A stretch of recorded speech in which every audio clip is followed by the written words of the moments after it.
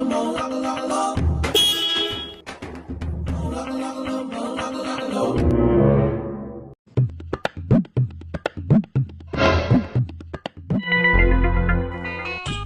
చెప్పే. ఎక్కడున్నావు? ప్రశ్నతో బయట ఉన్నా. రే ఒక నిమిషం పట్టుకోరా ఇది. అనుకున్నా నువ్వు ఆ వేషణ కొడుకుతోనే ఉంటావని. వాడికేం పని పాట లేదా? ఎప్పుడు ఊర్లు పట్టుకొని తిరుగుతా అంటాడు. వాడిని గాని ఇంటికి పిలుచుకొని రావాలి, పాయసంలో విషం పెట్టి చంపేస్తాం.